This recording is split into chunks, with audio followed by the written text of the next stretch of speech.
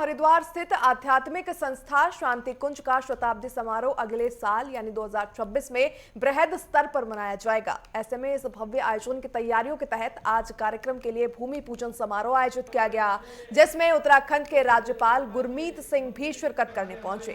तो बताते चले कि शांति कुंज की ओर से यह समारोह हरिद्वार के बैरागी कैंप में बनाए गए शताब्दी नगर में आयोजित किया जाएगा। तो वहीं भूमि पूजन कार्यक्रम में राज्यपाल के साथ शांति कुंज प्रमुख, अन्य साधु संत और साथ ही संस्था के हजारों साधक मौजूद रहे। वहीं जनवरी 2026 में होने वाले इस 4 दिवसीय समारोह में देश विदेश से लाखों की संख्या में साधकों के शामिल होने की उम्मीद है। आज बहुत ही शुभ दिन है। आज हरिद्वार के अंदर में अ, अखिल विश्व गायत्री परिवार के वंदना वंदन वसुधा वंदन समारोह किया है और अगले 50 दिन ये कार्यक्रम चलेगा।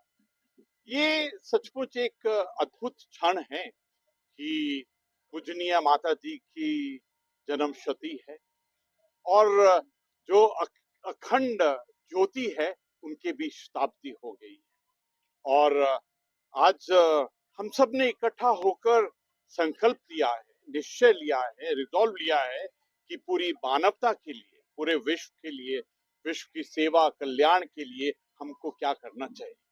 आज जिस प्रकार से हम सब के अंदर में एक उत्साह था कि किस प्रकार हमको अपने आप को पहचानना है, वो भारतीयता को पहचानना है, वो ब्रह्मांड की शक्ति को पहचानना है, अपने अंदर जो आत्मा की शक्ति है उसको किस प्रकार पहचाने।